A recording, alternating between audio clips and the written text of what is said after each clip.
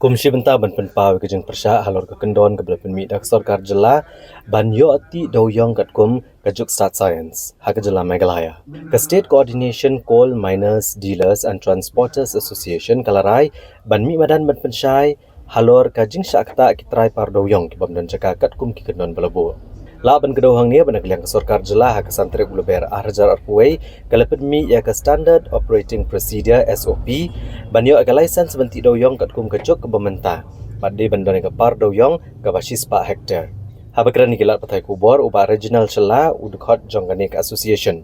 ulang ba ke SOP jong ke sarkar jela ka kata ajor gi trai par ki ban jaka ke barit kum tanah ke liang jongganik ke seng kalap ha ke jing tho jo menteri rang ba ke jela ban dawan ke sarkar jela ba ke dei ban penkelai ki kendon jong ke SOP kenang ban ai lat lang ya bro ki trai par doyong ha ke jela Uba regional cela ulong ru bagi jeng tau SOP ke sarkar jela kalong kumbak sarkar kelek don bor. Ban ka kuaban ailat ban ti doyong tang ya ki katu kadengot ki trai ke bran par doyong da ke bak dauru. Bagani keseng keladap ru ban ujor ha ke yang syari. Ban kumjuk kelapa da ke siti ban pan ke jeng kersan ni ki MP ha ke jela ban kentu na ke sarkar ban penkelano ya ki SOP.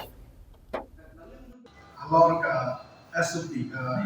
Standard Operating Procedure, pemilih dari sarkar NDA haruskan ajar akuai, harus naik balai, santri. Hanya ke SOP ke sarkar kala respect, apa ke pitch, apply, apa an area for applying prospecting license or money list should not be less than 100 hectares. 100 hectares letting convert into acres at a more than 240 acres plus at a area of but keeping in mind that it is not possible to do coal mining instead of maybe an area of more than 100 hectares. Dikatakan untuk kejing besar jumi, bat kapal, kadai kejing besar jumi ba di pajba ba kaforan kalau sih mi kesinjam ban ya dan di cepat bat ngila challenge ya dengan ke SOP ro orang ba bai ko juga celam ni kan ya dan kayak hi ke main purpose jam forum ban saya main ba kadai ba lembaga research jam forum apa kejing alam bicara barang ba jumi usun kriam agak arterik benai beliau ajar besar keniga menurut development pangapar so orang di sini bisa kelang sini hanya ni request ke government kapan ni request bantuan yang kasih 4 hektar 4 review ya ke SOP manuat yang kita di lak lenti tempat di legal expert tempat di environmental expert bantuan ya ke area kasih 4 hektar